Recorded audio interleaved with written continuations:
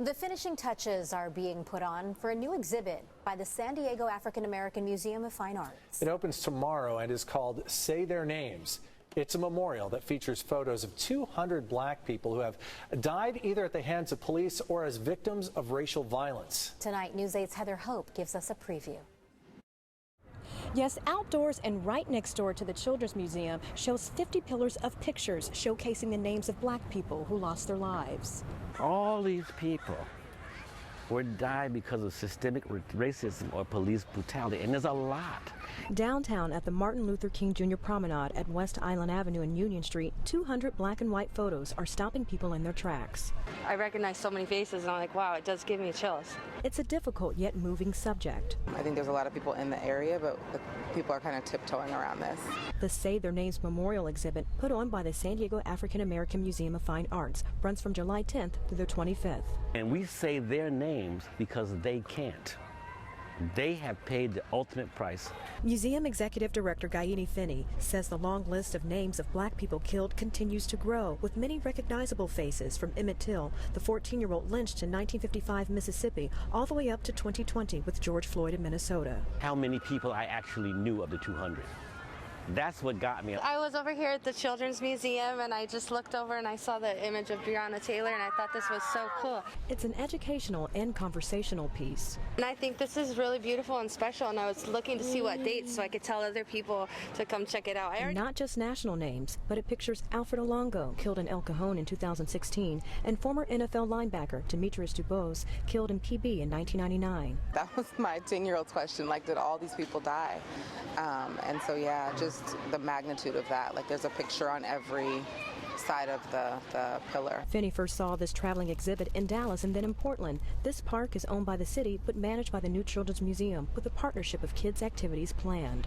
It just brought tears. I mean, I was really, and I've been seeing it and working with it, but in person, it's very powerful, it's very moving, it's very sad, but it's hopeful.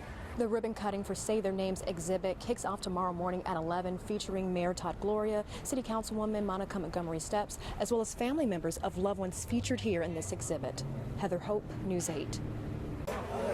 With the Say Their Names memorial exhibit officially open, more people are able to walk past the 50 pillars, each with a photo on each side, to honor the black lives tragically cut short.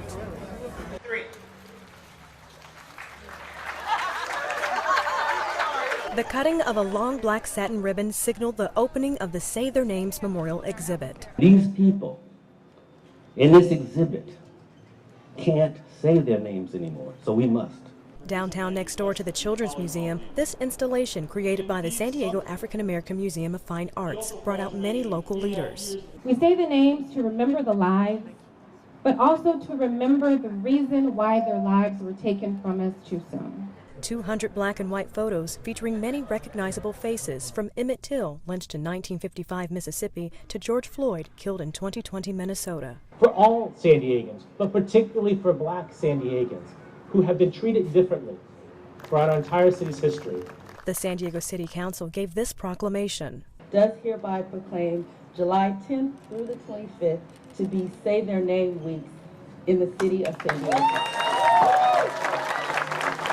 And not just national names, but the memorial honors former NFL linebacker Demetrius DuBose, killed in Pacific Beach in 1999, and Alfred Alongo, killed in El Cajon in 2016. It is so much, it uplifted my heart, all my crying when I see the picture of my son being honored among all these people. It makes me believe that I am not alone. Learning the stories of the lives lost by using a QR code on your phone that brings up the long list of names. It's a big eye-opener. Like they said, they have tissues because it will get emotional.